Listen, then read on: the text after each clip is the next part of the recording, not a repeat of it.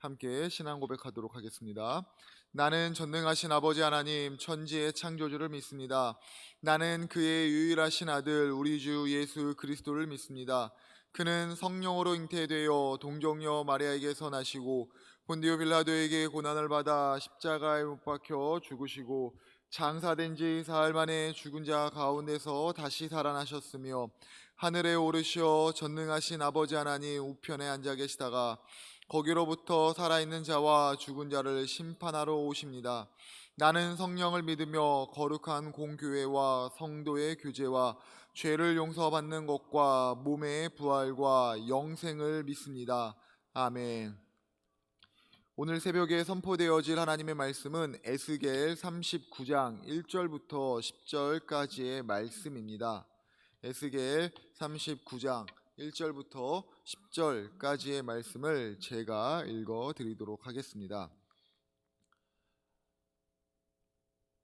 그러므로 인자야 너는 고객에 예언하여 이르기를 주 여호와께서 이같이 말씀하시되 로스와 메섹과 두바랑 고가 내가 너를 대적하여 너를 돌이켜서 이끌고 북쪽 끝에서부터 나와서 이스라엘 산 위에 이르러 내 활을 쳐서 내 왼쪽에서 떨어뜨리고 내 활을 내 오른손에서 떨어뜨리리니 너와 내 모든 무리와 너와 함께 있는 백성이 다 이스라엘 산 위에 엎드려지리라. 내가 너를 각종 사나운 새와 들 짐승에게 넘겨 먹게 하리니 내가 빈들에 엎드려지리라. 이는 내가 말하였음이니라. 주 여호와의 말씀이니라. 내가 또 불을 마곡과 및 섬에 평안히 거주하는 자에게 내리리니 내가 여호와인 줄 그들이 알리라. 내가 내 거룩한 이름을 내 백성 이스라엘 가운데 알게 하여 다시는 내 거룩한 이름을 더럽히지 아니하게 하리니 내가 여호와 곧 이스라엘의 거룩한 자인 줄을 민족들이 알리라 하라. 주 여호와의 말씀이니라. 볼지어다 그날이 와서 이루어지리니 내가 말한 그날이 이날이라. 이스라엘 성읍들에 거주하는 자가 나가서 그들의 무기를 불태워 사르되 큰 방패와 작은 방패와 활과 화살과 몽둥이와 창을 가지고 7해 동안 불태우리라. 이같이 그 무기로 불을 피울 것이므로 그들이 들에서 나무를 주워 오지 아니하며 숲에서 벌목하지 아니하겠고 전에 자기에게서 약탈하던 자의 것을 약탈하며 전에 자기에게서 늑탈하던 자의 것을 늑탈하리라. 주 여호와의 말씀이니라. 아멘. 우리 앞뒤 좌우 계신 성도님들과 서로 눈을 마주치며 마음으로 이렇게 인사하도록 하겠습니다. 그래도 우리에게 소망이 있습니다. 서로 눈을 보며 인사합니다. 그래도 우리에게 소망이 있습니다. 그래도 소망이 있습니다. 그래도 소망이 있습니다. 라는 제목으로 하나님 말씀 증거하도록 하겠습니다. 20대 초반 우연히 아프리카 우간다로 선교를 갔다가 그곳에서 자신을 부르시는 하나님의 음성 가운데 미국의 보장된 삶을 내려놓고 우간다에서 가난한 아이들을 돌보며 선교사로 살아가는 엄마라고 불러도 돼요 라는 책을 쓴 KT 데이비스라는 자매가 있습니다. 이 자매가 우간다에서 선교사의 생활을 하면서 시간이 지나 한 남자를 만나 결혼을 하게 되고 또 그 사이에서 예쁜 아들을 낳아 여전히 우간다에서 어려운 아이들, 가난한 아이들을 돌보는 선교사이면서 동시에 수많은 아이들의 엄마로 지금도 살아가고 있습니다. 변한 것이 없는 것 같은 그녀의 삶 가운데 변한 것이 있다면은 선교의 삶이 행복이고 기쁨만이 있는 것이 아니라 고통과 낙심이라는 현실 가운데 있다는 것을 깨닫게 되었다는 거죠. 하지만 그녀는 여전히 고통과 낙심이 있는 현실 가운데 그 우간다라는 그 땅을 포기하지 않고 그곳에서 지내고 있습니다. 하나님의 음성을 듣고 하나님의 뜻 가운데 사는 사람들에게서 듣는 삶의 고통의 고백은 믿음에는 꽃길만 있다라고 생각하는 사람들에게 혼돈을 주기도 하지만 동시에 믿음의 삶을 산다는 것은 무엇인가? 라는 무거운 질문을 던지게도 합니다. 사람들은 하나님의 음성과 뜻을 살면은 꽃길만 걷는다라고 생각을 하지만 실제 하나님의 뜻과 하나님의 그 길을 걸어갈 때 꽃길보다는 믿음의 그 길 안에 좁고 험난한 길이 펼쳐질 때가 우리의 삶에 훨씬 더 많이 있습니다. 쉽게 이해하기 힘든 부분은 하나님의 음성과 뜻을 따라 걷게 되는 좁고 험난한 길을 지날 때 진정 믿음의 사람이다 라고 불리는 그 사람들의 말에는 한탄과 낙심, 불평이 있기보다는 오히려 보잘것없는 자신이 하나님께서 허락하여 주신 이 좁고 험난한 길을 걸어가고 있음을 감사하다라고 고백을 하게 되고, 힘겨운 가운데 있지만 그래도 여전히 소망이 있습니다 라고 말을 하는 것을 보게 된다는 것이죠. 세상에서 보면은 도무지 이해할 수 없는 일들에 대해서 불평하지 않는 것을 넘어서 감사할 수 있는 그 힘은 어디서 나오는 것일까요? 진정 믿음의 사람들이다 라고 불리는 사람들이 믿는 하나님과 우리가 믿는 하나님의 차이가 없을 텐데 왜 그들은 좁고 험난한 길을 걸어가며 감사와 소망으로 받아들이게 되는 것일까요? 이 KT 데이비스가 두 번째로 쓴 책인 그래도 소망이라는 책에 보면은 이렇게 고백을 하고 있습니다. 우리가 고통에 힘겨워할 때 주님은 우리 가까이 계신다. 고통은 내가 원치 않는 것이었지만 그 한복판에서 하나님이 부인할 수 없는 현실로 다가왔다. 인생이 내 예상을 벗어나고 원하던 결과가 나타나지 않을 때마다 그분은 내 마음속에 그분의 공간을 조금씩 더 넓혀 가셨다. 믿음으로 사는 이들, 좁은 길에서 감사와 소망이 있다라고 말할 수 있는 그 이유는 험한 길을 가는 그 동안에 내 공간은 줄어들고 하나님의 공간이 점점 넓어졌기 때문은 아닐까요? 선하신 하나님께서 믿음의 험난한 경로를 통해서 내 삶에 하나님의 공간을 점점 넓히고 있다는 것, 이것이 우리 믿음의 사람들이 붙잡아야 되는 사실입니다. 선하신 하나님께서 나의 삶의 공간을 점점 넓혀가시는 이유는 무엇일까요? 온전히 나를 사랑하시는 그 하나님을 경험하기 위해서이죠. 본문 속 이스라엘은 곡과의 연합군의 공격으로 고통과 위기를 경험하게 됩니다. 아직 현실에서 경험되지 않는 미래에 속한 일이긴 하지만 하나님의 말씀 가운데 예언되었기 때문에 분명히 일어날 일이 틀림없습니다. 이스라엘을 더욱더 어렵게 하고 혼란스럽게 하는 것은 고통과 위기라고 하는 그 일이 하나님께서 허락하셨기 때문에 일어난다는 거죠. 하지만 하나님께서 허락하시는 이 고통의 목적은 고통을 주는 것 그 자체에 있는 것이 아니라 KT 데이비스라는 자매가 말했던 것처럼 부인할 수 없는 현실로서 하나님을 경험하게 하고자 고통이라는 통로를 사용하시는 겁니다. 어찌되었든 간에 하나님께서는 에스겔을 통해서 또다시 한번 곡과 그 연합군을 향해서 예언을 하라라고 말씀하십니다. 1절 말씀인데요. 그러므로 인자야 너는 곡에게 예언하여 이르기를 주 여호와께서 이같이 말씀하시되 로스와 메섹과 두바랑 고가 내가 너를 대적하여. 에스겔 38장에서 보여지는 이 이스라엘을 공격하는 곡에 대한 하나님의 예언의 초점은 하나님의 백성인 이스라엘을 공격하기 위해서 모여든 모든 동맹군, 다시 말해 곡과 그 주변의 나라들 가운데 집중이 되어 있다면, 함께 본 본문인 에스겔 39장은 그들을 위협하는, 곧 이스라엘 백성들을 위협하고 있는 그 곡과 동맹군에게 하나님의 백성들을 직접 구원하시겠다라는 부분에 초점이 맞춰져 있습니다. 한 번 더 말씀을 드리자면은 에스겔 38장은 적에게 초점이 맞춰져 있다면 에스겔 39장은 이스라엘을 괴롭히는 대적을 향해서 하나님께서 너희들을 직접 다루시겠다라는 그 부분 가운데 집중되어 있다는 거죠. 그런데 하나님께서 이스라엘의 대적인 곡과 그 연합군을 직접 대접함으로써 이스라엘을 직접 구원하시겠다라고 하는 이 말씀은 함께 보는 에스겔 39장에서 처음 선포되는 말씀이 아니라 에스겔 38장부터 선포되어지고 있는 말씀이라는 겁니다.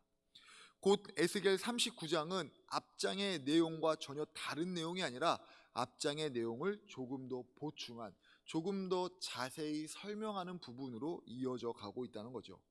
그렇다면 에스겔 38장에는 없지만 39장에서 나타나는 하나님께서 조금 더 자세하게 말씀해 주시는 그 구원의 역사는 무엇일까요?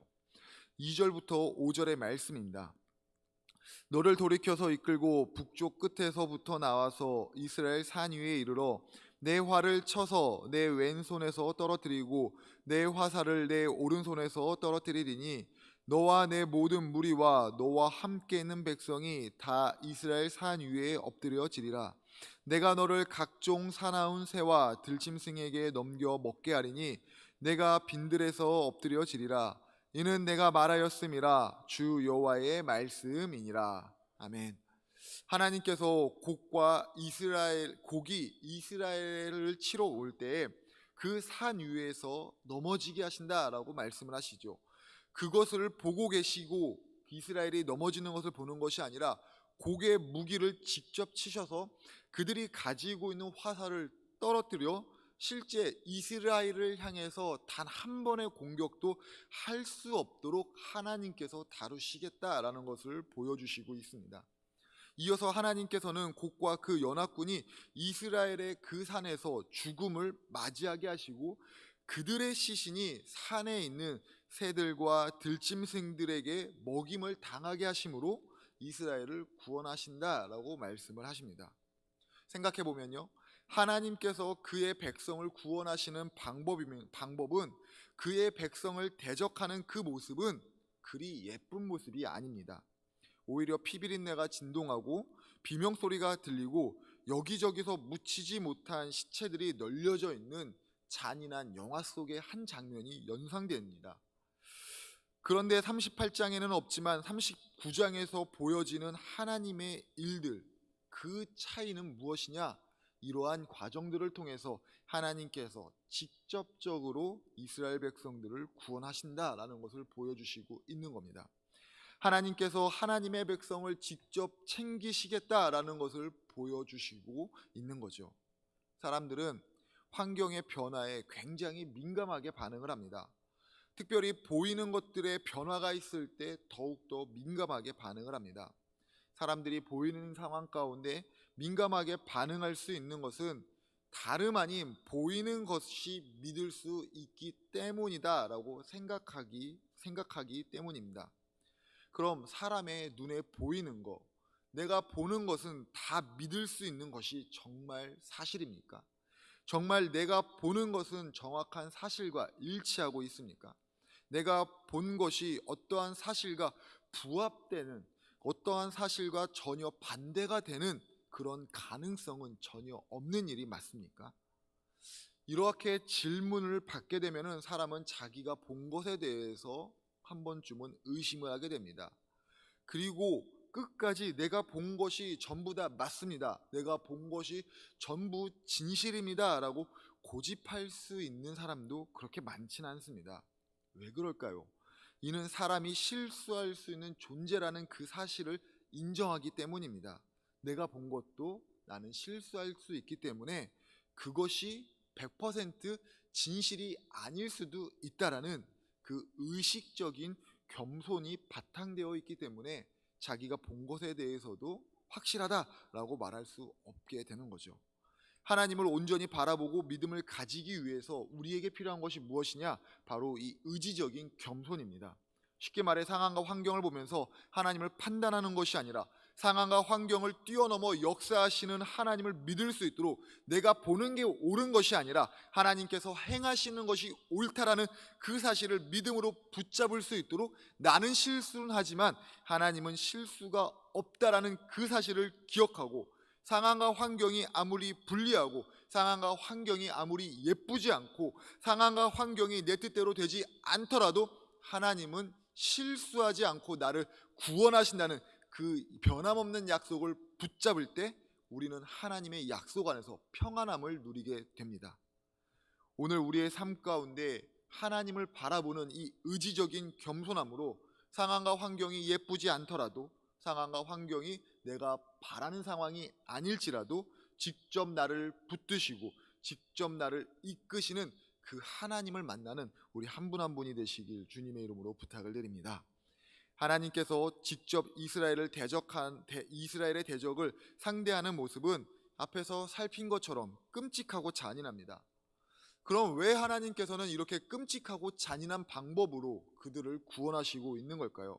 하나님이시라면은 더욱더 아름답고 멋진 방법으로 구원할 수 있음에도 불구하고 왜 꼭 이렇게 잔인한 방법으로 이스라엘을 구원해야만 하는 걸까요?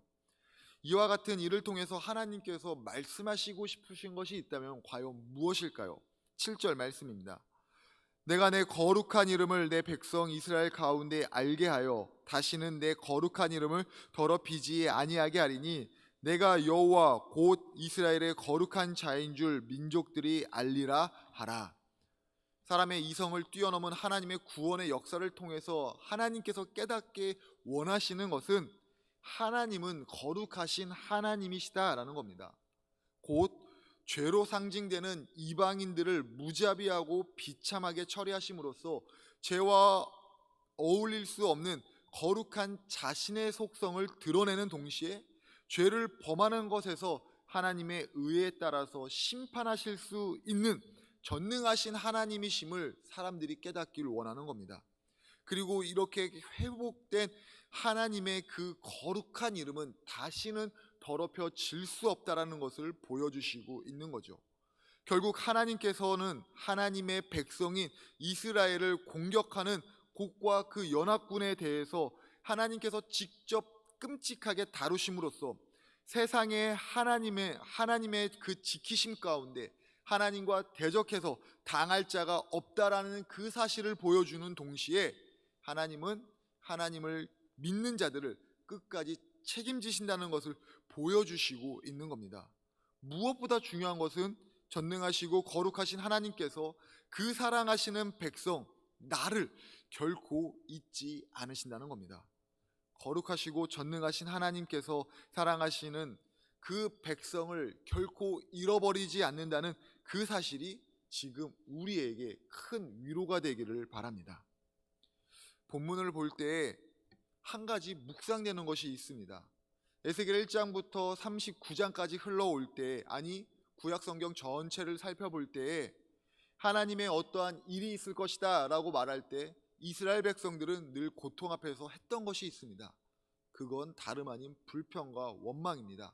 하나님, 왜 이런 불평과 원망을 주십니까? 하나님이시라면 어떻게 해 보십시오 라는 불평과 원망을 했습니다. 동시에 한 가지 더 한 것이 있는데 그것이 무엇이냐? 그들 가운데 있는 고통을 없애기 위해서, 그들 가운데 있는 위기를 넘어가기 위해서 하나님보다 더 커 보이는 존재를 선택하고 그들을 신뢰하고 믿었다는 겁니다. 그런데 우리가 보고 있는 에스겔 39장의 말씀에는 이스라엘 백성들이 두렵고 어렵다라고 하여서, 상황 가운데 고통이 있다라고 하여서 하나님이 아닌 다른 존재를 찾는 것을 찾아볼 수가 없습니다. 다시 말해서 이스라엘 백성은 전과는 전혀 다른 행동으로 하나님을 바라보고 있는 겁니다. 오히려 고통과 위기 가운데 하나님을 붙잡고 있으므로, 하나님의 말씀을 듣고 있으므로 그 상황 가운데 견디고 있다라는 거죠. 행동의 변화가 전혀 없습니다. 하나님 앞에서 전혀 떨리지 않고 있습니다.